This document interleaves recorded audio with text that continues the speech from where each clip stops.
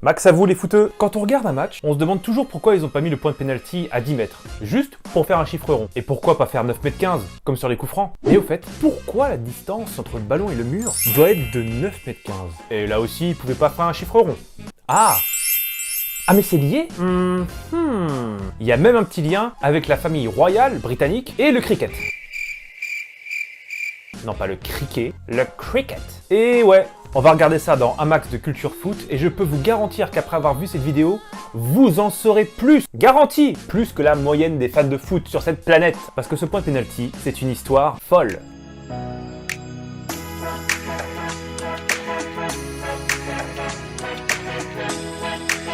Dans le football, là où l'incertitude est reine et les questions fusent, le penalty peut nous dévoiler beaucoup de secrets sur la façon dont le football a évolué ces dernières années.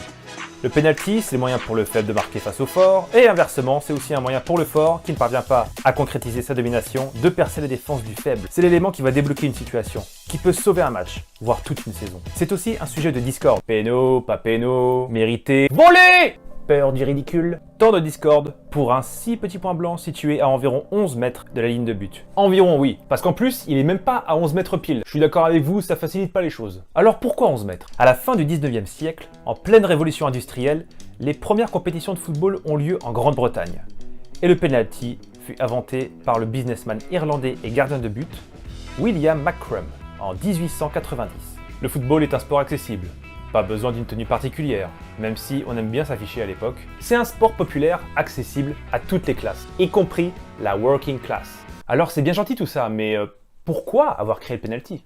Eh bien tout simplement parce que le règlement n'était pas assez sévère à une époque où il n'y avait pas de carton jaune, il n'y avait pas de carton rouge, évidemment il n'y avait pas la vidéo, et quand une faute ou une main était vue par l'arbitre, c'était coup franc indirect, point barre. Oui, j'ai bien dit indirect parce qu'à l'époque, les coups de pied arrêtés, c'est-à-dire les coups francs, on ne pouvait pas marquer de but directement depuis un coup franc.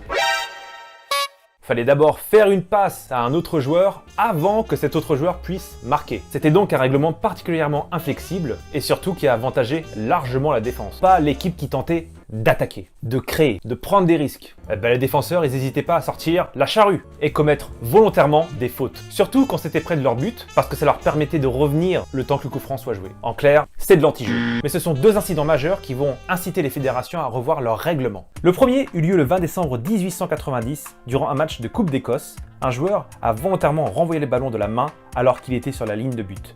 Et la seconde fois, quelques jours plus tard, cette fois en Coupe d'Angleterre, la même chose s'est produite. Ça donne ça. C'en est devenu trop, le businessman irlandais William McCrum a dit stop et il fut entendu. Et donc en 1891, la fédération britannique, la fameuse FA, Football Association, inscrit le penalty dans les lois du football. À l'époque, on appelait ça coup de pied de réparation. Car comme son nom l'indique, c'est un coup de pied qui est censé réparer le préjudice qui a été fait à l'équipe qui attaque. Et seulement quelques jours après, le tout premier penalty de l'histoire est sifflé et comme un symbole en Écosse, là où la discorde était née. Et c'est surtout la première fois dans le football qu'on va utiliser des systèmes de mesure très sophistiqués. On va tracer plus de lignes qu'il n'y en avait au départ. Parce qu'avant, il n'y en avait qu'une qu'on reconnaissait, c'était le rond central, dont le rayon est de 10 yards. Et 10 yards, ça fait exactement 9 mètres 15. Ah, ça vous dit quelque chose ça, hein? Alors pourquoi 10 yards? Parce que c'est un chiffre rond, que c'est très facile à retenir. Mais revenons au penalty. Dans un premier temps, on a tracé une ligne sur toute la largeur du terrain. Cette ligne est située à exactement 12 yards de la ligne de but. 12 yards, selon les mesures impériales britanniques, environ 11 mètres. Alors comment ils sont arrivés à 12 yards? Je vais tout vous expliquer, donc restez bien jusqu'à la fin de la vidéo, puisque vous allez voir que ces 12 yards, ils vont avoir une influence colossale sur le traçage des lignes autour du but. D'ailleurs, le terme de surface de réparation n'existe pas encore. On se contente de dire que si une faute est commise au-delà de cette ligne des 12 yards, le tireur peut placer le ballon à n'importe quel endroit sur cette ligne. Oui, car vous avez dû noter que sur ce traçage, il n'y a pas encore de point de penalty. Il faut aussi noter que si le coup de pied est direct, le tireur peut passer à un coéquipier, ça c'est tout à fait possible, à la condition que les autres joueurs se tiennent à 6 yards juste derrière le tireur. 6 yards, ça fait environ 5,50 m. On va en reparler un peu plus tard. Et cette limite des 6 yards, elle est définie grâce à la ligne en pointillé que vous voyez juste là. Pareil pour le gardien. On a tracé pour lui une espèce de zone dans une forme peu conventionnelle, en forme de cœur, et elle est à 6 yards de chaque poteau et le gardien n'a pas le droit d'y sortir tant que le penalty n'est pas tiré. Alors pourquoi 6 yards? Parce que ça fait la moitié de 12 yards. On peut donner 50% de chance au tireur de marquer, mais aussi 50% de chance au gardien de sauver les meubles. Ouais, en 1891, le penalty, il est très loin de ressembler au penalty qu'on connaît tous aujourd'hui. Mais attendez, c'est déjà une avancée énorme pour combattre l'injustice dans le football. Mais c'est vrai que dans un premier temps, on trouve que le préjudice, il est pas vraiment réparé.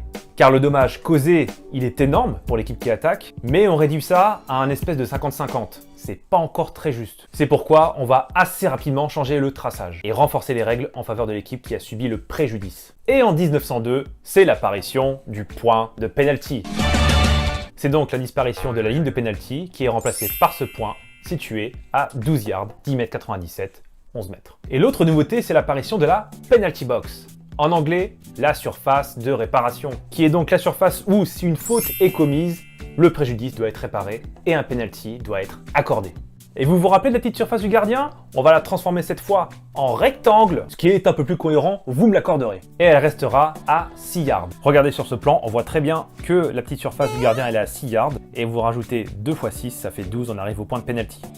Et pour la grande surface, on va rester dans les proportions qu'on a créées, des multiples de 6, 6 yards pour la petite surface, 12 yards pour le point de penalty, et on rajoute 6. Et la grande surface sera donc située à exactement 18 yards de chaque côté du but. Et 18 yards, ça fait 16 mètres 50. Par contre, au moment du penalty, le gardien, il a plus le droit de se balader dans sa petite surface. Non.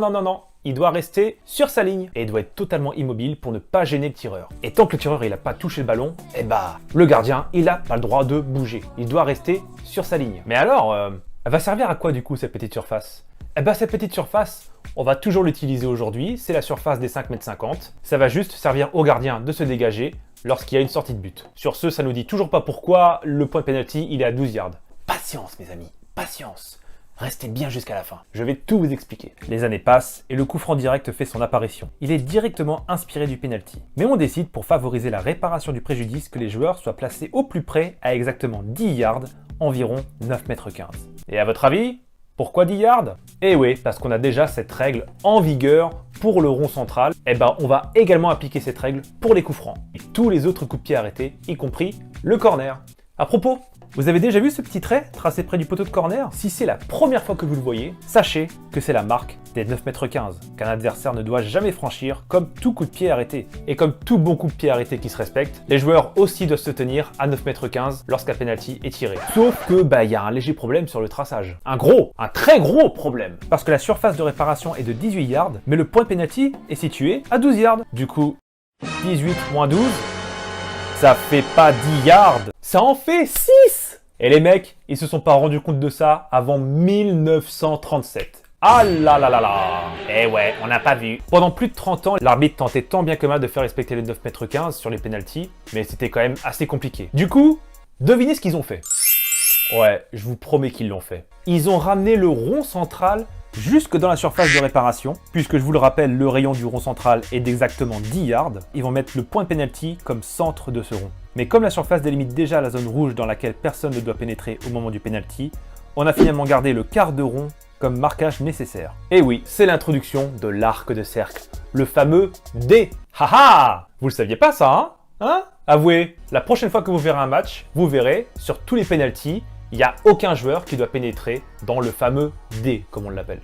A noter que si c'est pas sa fonction première, les arbitres ils utilisent aussi le D pour mettre le mur à distance, notamment lorsqu'il y a un coup franc dangereux. Exemple, la distance entre le bout du D et le point de penalty est exactement de 9 mètres 15. Ce qui m'amène très souvent à dire de manière extrêmement prétentieuse, notamment lorsque je regarde du foot avec des amis, de sortir ce genre de réflexion. Juste pour me la raconter. Là les gars, je vous le dis, grâce à mes yeux laser, je peux vous confirmer que le mur, il est pas à distance. Il bluffe. Pas sûr. Non, je ne bluffe pas. Je le sais. Le penalty est si spécial dans l'histoire du foot que son règlement va constamment évoluer. En 1997, on a enlevé la règle selon laquelle le gardien doit rester totalement immobile sur sa ligne de but. Désormais, tant qu'il reste sur sa ligne, il peut se mouvoir autant qu'il le souhaite pour déconcentrer l'adversaire. Vous avez été très patients les footeux, alors désormais, je vais briser le suspense. Je vais vous dire pourquoi le penalty est à 11 mètres. Et là, on va revenir en 1891 au moment de la création du penalty. Durant plusieurs siècles en Angleterre, on a utilisé une unité de mesure qui s'appelle la chaîne. C'était une unité très utilisée à l'époque et qui a été approuvé par la dynastie des Tudors, la grande famille royale britannique. Pour tout vous dire, c'est la chaîne de Gunther. Elle mesure très exactement 22 yards. C'est une unité de mesure très utilisée à l'époque par les géomètres. Grâce à ça, ils ont notamment dessiné le terrain de cricket. Non, pas le cricket, le cricket. C'est un sport ultra populaire en Angleterre. Je vous explique pas les règles, en gros, c'est du baseball sur gazon. Ne répétez pas ça aux Anglais. Ils vont se vexer. Et le terrain de cricket, il fait exactement 22 yards. Et on a voulu faire la même chose lors de la création du penalty. Sauf que 22 yards, ça fait environ 20 mètres. C'est un peu loin quand même pour tirer un penalty. Et rappelez-vous de notre problème initial. On veut que le préjudice causé à l'équipe qui attaque soit réparé. On va donc partir de ces 22 yards en utilisant, à votre avis, quoi? Eh ouais, le rond central, encore lui. Heureusement qu'il est là celui-là, hein. Mais comment on est passé de 22 yards à 12 yards? Eh ben, on a tout simplement retiré la distance des 10 yards qu'il y avait dans le rayon du rond central. Donc 22 moins 10, ça fait 12. 12 yards, ce sera la distance pour le penalty. Et là, vous me demanderez logiquement, mais pourquoi on n'a pas utilisé les 10 yards du rond central? Tout simplement. Figurez-vous, mes braves footeux, que vous n'êtes pas les premiers à vous poser la question. Parce qu'en fait, les géomètres britanniques de l'époque, eh ben, ils n'ont pas donné de détails sur la façon dont ils ont procédé pour arriver aux 12 yards. Ah ben c'est pas malin. Tout ce qu'on sait, c'est qu'ils ont utilisé la chaîne et qu'ils ont retranché le rayon du rond central pour arriver à 12 yards. Pourquoi ? Mais il y a quelques décennies, des chercheurs se sont penchés sur cette question. Et même si on n'est pas certain de la véracité de ces informations, je dois vous dire que ça tient plutôt la route. Selon l'étude de l'université USSF, une université américaine spécialisée dans la formation d'arbitres, les 12 yards sont une distance idéale pour que à la fois le tireur puisse marquer un grand pourcentage de buts, mais que dans le même temps, une petite chance au gardien soit donnée. La moyenne des pénaltys qui sont inscrits, c'est 8 sur 10. Ça laisse effectivement une bonne marge au tireur d'avoir son préjudice réparé, mais ça laisse aussi une petite chance au gardien. En clair, ce sont des calculs de probabilité. Et il se trouve qu'en utilisant la chaîne de Gunther et en retirant les 10 yards du rond central, eh ben la probabilité fonctionnait très bien pour eux. Et c'est ça qui les a conduits à décider que le point de penalty serait à 12 yards, autrement dit pour nous, à 11 mètres. Voilà! Je crois qu'on a élucidé le grand mystère du point de penalty qui a influencé la petite surface, la grande surface. Moi, j'adore la création du dé. Parce que non seulement ça résout le problème des 10 yards lorsque le penalty est tiré, mais en plus, la distance entre le bout du dé et la ligne de but, croyez-le ou pas, ça fait exactement 22 yards.